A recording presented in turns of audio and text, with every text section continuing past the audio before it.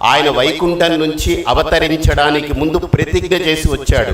నేను ఈ భూలోకంలో మానవుడిగా మాత్రమే ఉంటాను, దైవత్వంతో వెళ్ళను, నేను దేవుడిగా వెళ్ళను అని ప్రతిజ్ఞ చేశాడు. ఆయన ప్రతిజ్ఞ చేశాడు కాబట్టి ఆయన భార్య ఏం ప్రతిజ్ఞ చేస్తుంది? నేను ఒక మనిషిగానే ఉంటానని ప్రతిజ్ఞ చేస్తుంది. అర్థమైందా మీకు? ఒక మానవుడి రూపంలో సంచరించినటువంటి ఒక తపస్సు శ్రీరాముడు, మానవుడి రూపంలో సంచరించినటువంటి ఒక విద్య శ్రీరాముడు. అన్నిటికంటే చెప్పాలంటే ఒక మానవుడి రూపంలో 2 కాళ్లతో సంచరించిన పరమ ధర్మము శ్రీరామచంద్రమూర్తి.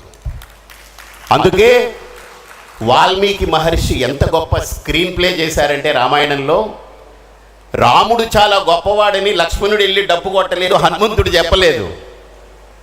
ఈ మారీచుడితోటి వాళ్ళతోటే రావణాసురుడి దగ్గరికి వెళ్ళి, ఏంటయ్యా మీరు రాముడిని ఏం చేయకుండా వచ్చారనంటే, రాముణ్ణి తలవడమే చాలా గొప్ప భాగ్యం అనిపిస్తుంది, రాముణ్ణి ఏదైనా చెయ్యమంటావా, నీకేం దౌర్భాగ్యం పట్టిందయ్యా అంటే, ఒక రాజు ఎలా ఉండాలో చూడండి. తన ప్రతిపక్షానికైనా విపక్షానికైనా స్వపక్షానికైనా ఎంత ఆదర్శంగా ఉండాలో రాముడి గురించి, రాముడి యొక్క మనుషులు చెప్పడం కాదు, రాముడి గురించి అవతల విరోధి పక్షం వాడు, రాముడికి ద్రోహం తలపెట్టాలని వచ్చిన వాడు రావణుడి దగ్గరికి వెళ్ళి, రామో విగ్రహవాన్ ధర్మ సాధు సత్య పరాక్రమ అన్నాడు.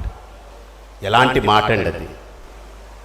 నన్ను ఇబ్బంది పెట్టాలనుకుని వచ్చిన వాడు నా గురించి అవతల విరోధి పక్షంలో ఉన్నటువంటి అధిపతికి వెళ్ళి ఆ రకంగా చెప్తే అతను ఎంత డౌన్ అయిపోవాలి. నిజంగా అప్పుడు రావణాసురుడు మారీచుడు వాళ్ళ మాట వినిపోయి ఉంటే, అమ్మో ఇంత గొప్పవాడా రాముడు అని వాడి మాట వినుంటే రామాయణం కదిలేది కాదు. అదే గొప్పతనం. రామాయణంలో 2 గొప్పవాళ్ళు ఉన్నారు. ఇందాక అన్నారు వారు కూడా, రావణాసురుణ్ణి మీరంతా తేలిగ్గా తీసి పారేయకండి అని.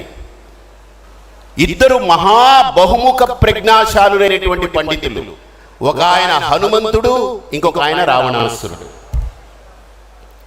ఏమండి 2 పండితులు కదా. ఆంజనేయ స్వామికేమో వీధి వీధిన గుడి కట్టాము, రావణాసురుణ్ణేమో మనం నవరాత్రులు అయిపోయిన తర్వాత ఆయనకి బాణం వేసి కాల్చేసి ఆయన దహనం చేస్తాము, రావణ దహనం చేస్తాము.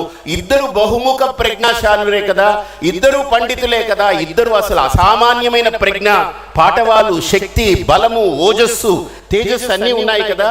ఎందుకు రావణాసురుని అలా చేశాము, హనుమంతుడిని ఇలా చేశాము అని అంటే, ఎవరైతే ధర్మాన్ని ఆశ్రయించాడో శాశ్వతమైన స్థానాన్ని పొందాడు హనుమంతుల్లా. ఎవరైతే ధర్మాన్ని వ్యతిరేకించారో రావణాసురుల్లా కాల్చబడుతూ ఉంటారు. ఒక్కసారి కాదు, సంవత్సరం సంవత్సరం కాలుస్తూ ఉంటాం అండి. ఒక మనిషి పోతే ఒక్కసారి కాలుస్తాం, కానీ ధర్మాన్ని వ్యతిరేకించిన వాడిని సంవత్సరం సంవత్సరం కాలుస్తూనే ఉంటాం. ఇది మనకు రామాయణం చెప్తుంది, ఇది రామాయణం మనకు నేర్పింది. రెండవది, రామాయణంలో సీతమ్మ గురించి చెప్తానన్నారు కదా. అసలు సీతమ్మ ఏమిటి? మనందరం రాముడి యొక్క గుణగణాలు చెప్పుకుంటాం. ఆయన అంతటి ఔదార్యం, సద్గుణ సంపన్నుడు, గుణఘనుడు, మర్యాదా పురుషోత్తముడని చెప్తాం.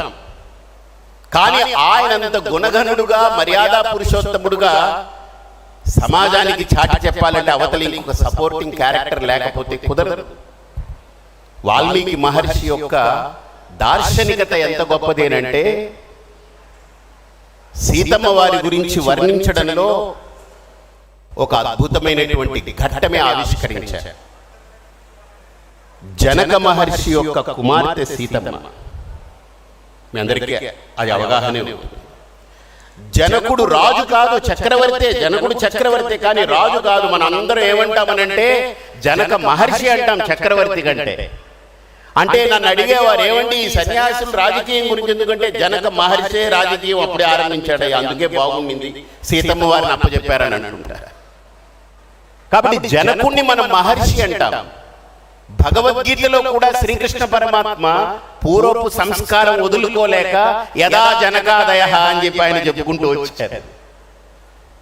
జనకుడి లాంటి వాళ్ళు మాత్రమే కర్మయోగాన్ని, జ్ఞానయోగాన్ని, భక్తి యోగాన్ని సమన్వయం చేసి మోక్షము పొందినప్పటికీ కూడా వాళ్ళు ఈ భూమి మీద మనలాగనే జీవిస్తూ ఉంటారు, కానీ మన స్థాయి కాని అత్యున్నతమైన స్థితిలో బ్రతుకుతూ ఉంటారని చెప్పారు శ్రీకృష్ణ పరమాత్మ.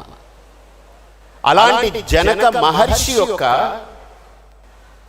అసలు ఆయన గురించి చెప్పడం కాకుండా ఆయన పెంపకం గురించి చెబితే ఆయన ఏమిటో మనకు అర్థమవుతుంది. సీతమ్మ వారిని ఎలా పెంచారంటే, అసలు రామాయణం సీతమ్మ వారు ఎడం చేత్తో రావణాసురుని చంపేసి రాగలరు, అంత యోధురాలు సీతమ్మ.